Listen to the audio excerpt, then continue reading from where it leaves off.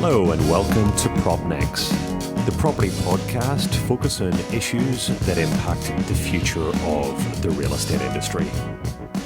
I'm your host, Gavin Morgan, and in addition to looking forward to today's and future conversations, if you'd like to know a little bit more about me, please look on www.propnex.com. That's www.propnex.com. Or if you'd like to chat privately, drop me a line on gavinrmorgan@propnex.com. That's GAVINRMORGAN @propnex.com on email. Delighted today to have Jordan Kostelac on the show. Jordan and I, long-term friends and colleagues. Jordan is currently the PropTech Director for Asia Pacific at JLL. Jordan, welcome onto the show. Long-time listener. Happy to be involved in the conversation this time, Gavin. It's been great so far, so I hope I can add to the already great conversations you've had on PropNex. Yeah, I have no doubt, Jordan, no doubt. And on this topic as well, keeping the real in real estate. Good, like where to kick off for that. But I'm dying to get into the Metaverse with you. You've told me before anything but new, but if you look back at the sort of history, you've talked about looking back with me at the history of consumer internet and how that's evolved. And, sometimes so even the best technology, as you put it, tastemakers get things wrong when predicting the future. Just talk to us a little bit about that statement, please. Sure. So those who do know me know that I'm sort of an unabashed nerd, and I've been playing video games since I was 8 years old, right? And for many of us who have been avid gamers, to the point that even in college, I actually flirted for a while with a game design career. And it turns out I'm very bad at mathematics without a spreadsheet, so it wasn't really the thing for me. But any of us who've been involved in video games for a long time, current conversation around the Metaverse feels a lot like my parents trying to explain lying to. Right, it's something they're not really from the talk about, and it's a lot of, I think you hear a lot of that when you start to look for some of the language that's going on or it's happening around the Metaverse. You hear a lot of very seasoned, we'll say, professionals talking about what the younger generation wants, and anytime a conversation starts like that, it's kind of doomed to fail. I say this as someone who is I'm turning 40 next month. I'm considered an elder millennial. Ancient, Jordan, ancient. I know. Yes, dying. But I'm sort of on the older fringe of the millennial generation. And for the past 15 years, I've read articles from people 20 years my senior talking about what millennials want. And I've probably read 1,000 of them, and I don't think I've ever read one right. And I think that's kind of, we're getting echoes of that. And current conversation. Right. What I would say is that it's not anybody who categorically dismisses the whole idea of the metaverse is like dismissing the internet 20 years ago. But what I do believe is it just won't come in the form that's being presented to us now. Interesting.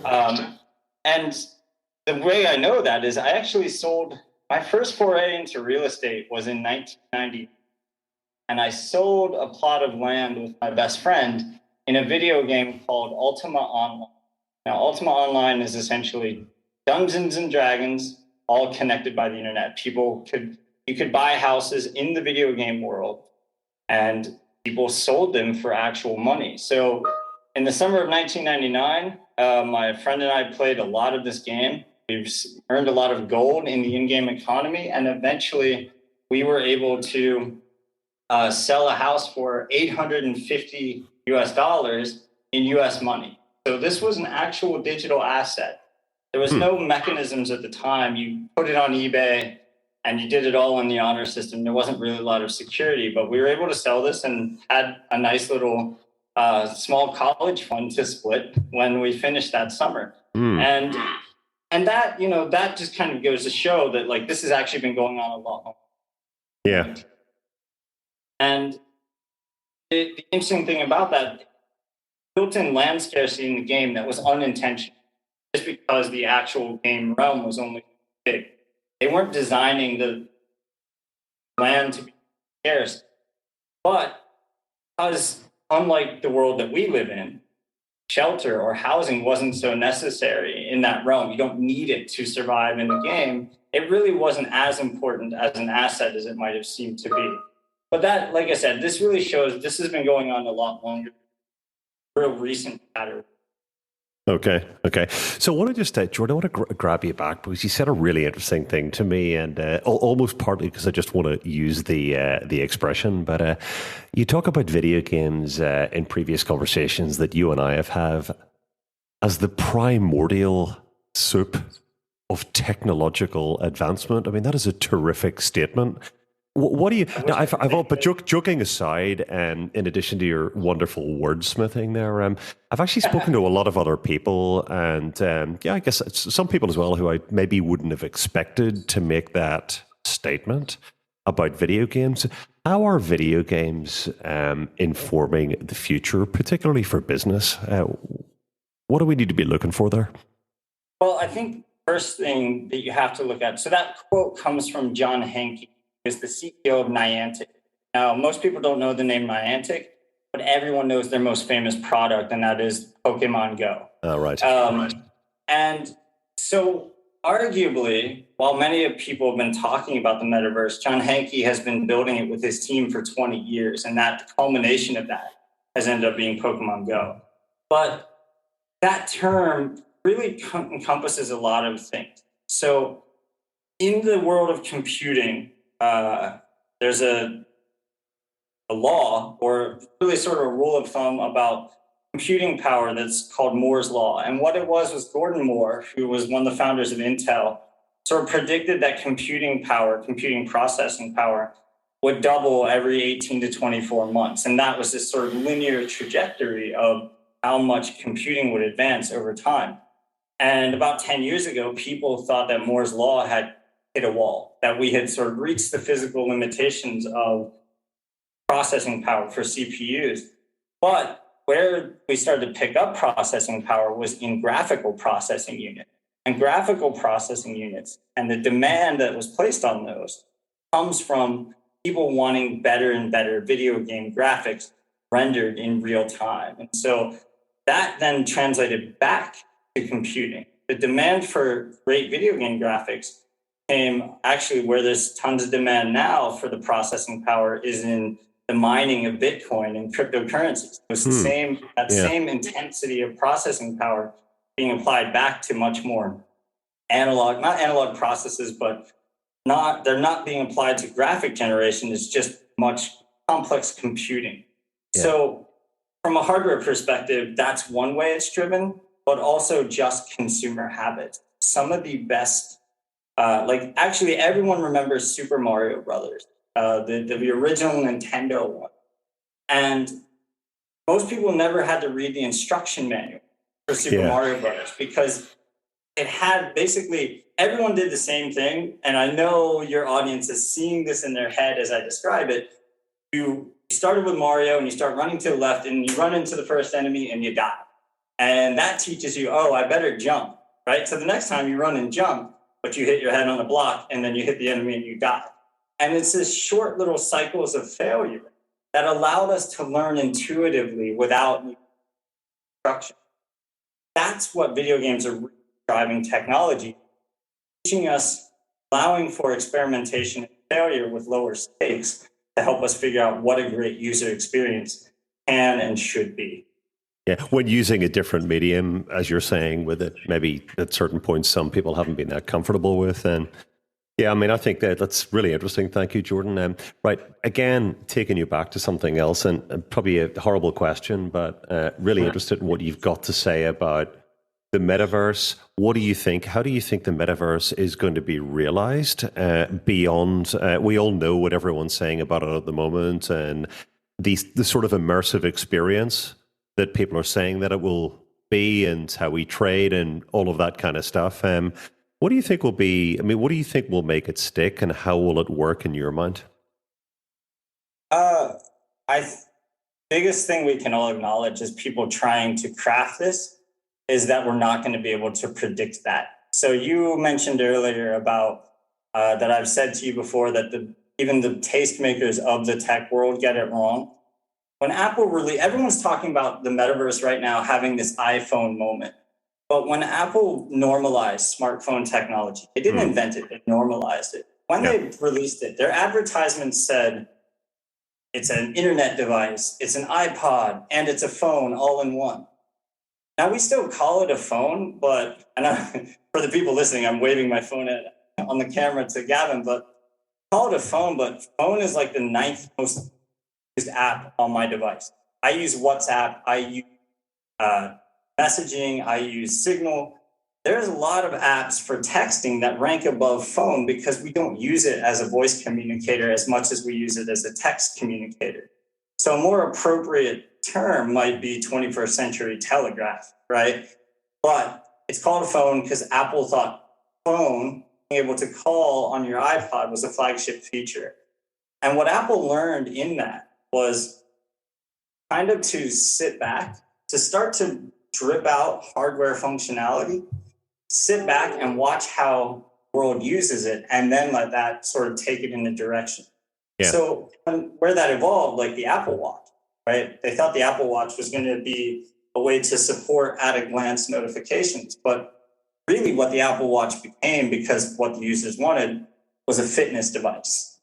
And so the reason I mention all of this is we shouldn't think of where the metaverse is going or where we're going to go with the metaverse as a destination, but a direction, because this is sort of our own intergalactic ship taking us through time and space. And so we need to just think about the metaverse as what does it need to be doing for us? And I think a lot of the examples we see right now, they don't really create new or interesting outcomes. They're just sort of experiments with the new capability of technology.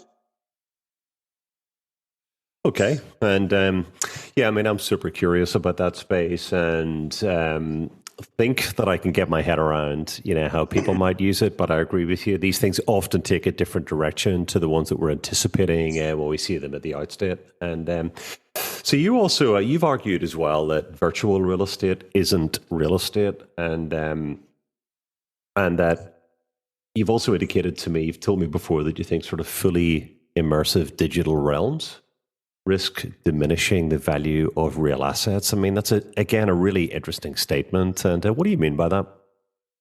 Well, so you and I both work in the real estate industry, and well, far be it from me as an American to give the world an English lesson, but virtual and real are literally diametrically opposed terms in our language. When we couple them together, it's immediately absurd. But that's not, like, as I say it, your listeners can think, oh, that's a semantic difference, but it really isn't. It's not a semantic difference. We call it real estate because part of what makes it important is how we shape it in the way that we need it. So I know no one can see it, but like the office I'm talking to you from right now is very much a product of the pandemic. I didn't need an office at home for that, but then when I moved into the pandemic, same for us all, I think. But when I moved houses, this became part of the why I live, and then the design of the space, knowing that this is going to be how I work. So that's one important part. We need to remember that. From the title of our conversation, real estate is real, it's tactile, it's visceral. So when you put a headset on, and I always joke around, like, my biggest fear with VR is like when I'm around my friends that they're going to punch me in the stomach while I've got the headset on and I can't see them. But we're removed from our environment. So it actually takes a lot of the effort, a lot of what makes physical surrounding, especially the visual. You and I were lucky enough to be collaborators in the design of the JLL Hong Kong office. Yeah. And there's so many tiny little touches in there that were so deliberate to create a specific environment. And if everybody started going into that office and wearing headsets, the only thing that's going to matter is the aircon and the seat comfort.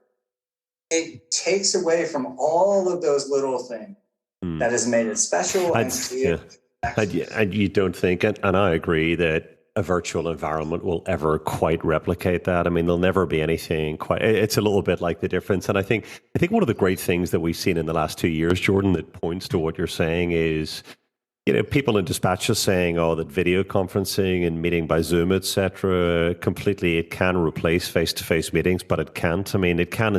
In some narrow channels, it can, but broadly speaking, face-to-face and direct human contact matters so much moving forward. Probably with a slightly different mix of virtual and visual virtual, but it probably never be exactly as it was before. But there's a future blend that has been informed by what we've been forced into in the last 2 or 3 years. And I actually agree. I think Metaverse, thinking about the Metaverse, I can see how that plays out usefully with a similar nature, or just the same nature of relationship as the one that we just talked about. So that being said, and again, I'm just nailing you on lots of comments that you made to me before. And so it slightly contradicts what we're going to talk about next, which is good. Best experiences of the next 10 years, the 10 best, will be powered by augmented reality. Please tell me what you mean by that statement. And I'll come on to real estate in a second. Just start with an answer to that one. Yeah. So another quote I'll borrow from John Henke. So obviously I'm a fanboy. I don't play Pokemon Go, but I did for a while because I'd like to experience these things. And I would say to everyone listening, even if I've convinced you what I believe, Metaverse is a bit of a stalled concept as it is, it's still worthwhile to get your. I'm not saying stay away. I'm saying really decide if, before we start advocating for these, figure out if it's something you're actually going to use. I used Pokemon Go for a while. It's not really my thing, but I'm using something that is very clearly influenced by Pokemon Go as an app. It's a true, what I believe, a true Metaverse app called Step N. And what Step N does is you buy an NFT sneaker, and right now they're way too expensive, but you buy this sneaker and then the app and the in-game economy pays you in their game tokens to walk, but you have to do it outside. And I walk a lot anyway, but this has actually this has made me get excited about walking. And part of it's that double dopamine hit of I get paid and I feel good that I got more exercise. Right. And it's going to be let's hope all of your listeners agree with that. Well, I don't know. But it's things like that where again, Pokemon Go, you see a lot of elderly people playing it, right? It's actually dominated by elderly people who don't have a nostalgic connection to Pokemon as a sort of character or game franchise. They are enjoying the gamification of getting outside. And gamification is really the key. Do we create? Our world is already augmented. You and I know this better than most as Westerners in Asia. When I go to Japan, were it not for Google Translate and Google Maps, I'd be screwed, right? I don't read Japanese. I don't know my way around. I don't speak the language. These tools allow us to navigate our world more freely than we ever had before. And now as we start to actually take and put the digital layer between us and the physical world, you're going to be able to create some really visceral and fun experiences. And we're starting to see this, I think, coming back to our industry of real estate. Right now, you've taken my next question off the tip of my tongue, Jordan, but keep going. Yeah, so within real estate, one of the bigger challenges of the last 3 to 5 years has been retail. Now, Hong Kong has gotten particularly drubbed when it comes to retail, but it's a global issue. It's not even a phenomenon at this point. And what it is people are looking for more than just a show. People are looking for experiences. We shop for experiences. And malls weren't necessarily designed for that. So we have to retrofit them. And so the way that we retrofit them is you can take digital navigation, right? Wayfinding from your device and guide people to new experiences. So when I use the example of Pokemon Go, it's because I admire the work they've done so far, but I can see how this would be repurposed. So imagine I've walked into a mall and I'm profiled and it says, I'm probably looking rough that day. So it says 45 years old, male. And it says then the app would actually say, hey, there's a special at this sporting goods store. Now, that's cool for me as a consumer, but it's more important for who the landlord's constituency is, and that is their tenants. Now there's data to reinforce that they got 50% of all of the males in their demographics to walk right up to the doorstep of their shop. And that's these kind of data insights that happen because the new intermediary is these digital experiences, the two-way data that can be captured and interpreted and shape new experiences, what we call nudge theory in the world of workplace strategy, pushing people to do something that they didn't intend to do. It's not malicious, it's not manipulative, it's making them aware in situ and then distracting us in powerful ways. That's what I think is going to be really cool. And that's, I think, the next generation of real estate is how do we shape or do small nudges to people's behavior in physical environments with digital tools. Mm-hmm. Mm-hmm. Yeah, look, and that's probably, I can see the logic in that. And, over a period of time where you have a significant number of small but major, small but impactful changes where you can, we'll look back 5 years down the line and think, wow, and look at what's changed. And I think we're very much in that world now where things are changing in real estate a lot faster than they have done historically. And I mean, I kind of ball it up in my own head is each 5-year leap we make going forward now probably covers similar ground to what we did in about 30 years previously. So Jordan, we're going to probably bring things to a conclusion now, but I mean, just one last question from me. So this is all the Metaverse, the influence of gaming and behavior, technology and real estate. It's hugely exciting, and it has made the industry a much more exciting place to work in. What's your big prediction? Or what's the big next thing that you think is going to have an impact in real estate? Either a prediction or an impact point. Leave us with something to chew on there, please. So the biggest impact that can be had in real estate, and I hope is had, is that still too much of the process of management, what I would call the least sexy parts of the real estate industry, have the opportunity to be the most powerful sources of data. And so what Amazon got really right, I actually worked, what most people don't know, because this was sort of the first phase of my career, was I worked for Gap, Old Navy, and BananaRepublic.com for the first 10 years of my career. And we sort of didn't know it at the time because we were already this big retail giant, but we were surfing in the wake of Amazon because Amazon was staying in this sort of unsexy realm of books. And they figured out how, basically they observed how consumers interacted with online shops as opposed to offline shops. And then they started to create new patterns and new behaviors based on their user interfaces that siphon data. And that became what Web 2.0 is, right? Web 2.0 is Amazon, it's Google, but it's actually using data to help inform what's next. If data is the new oil, then the property and facilities management industry is this massive oil well that we haven't tapped because we only, like all the processes of inspection and maintenance and all of these things right now, they're done as acts of compliance. But if we think of them and recontextualize them as potential data that could be generated, the world is our oyster. It's going to be incredible what we learn about how built environments work, but more importantly, as the topic of sustainability reaches critical mass, how we can use buildings more effectively than we ever have and lessen the need for new assets and enhance the capabilities of existing assets. Yeah, I mean, Jordan, I couldn't agree more. I think the opportunity for technology to increase scale, drive efficiency, and then, of course, obviously have a massive increase on predictability and productivity is still massive. I mean, we're at the beginning of that journey.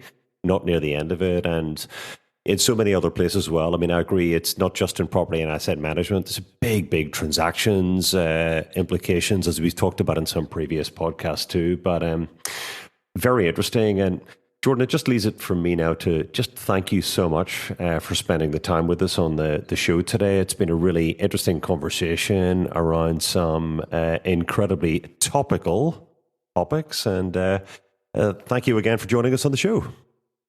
It's been an absolute pleasure, and it's been an absolute pleasure to work and learn from you over the past few years. So thanks for that, Gavin. Well, and you too. Thanks, Jordan. And that is Jordan Kostelac, the Asia Pacific Property Director at JLL, speaking to us today. Jordan, thanks again. Enjoy the rest of your day. So that's a wrap. And it just leaves it for me to thank you very much for tuning in and listening to our conversation. And as I mentioned at the beginning, if you'd like any information or you want to have a chat, drop me a line on Gavin R. Morgan at propnext.com, GavinRmorgan at propnext.com. Or there's more information, as I said earlier, too, on www.propnext.com. That's www.propnext.com. I look forward to speaking with you in future pod, and thank you again.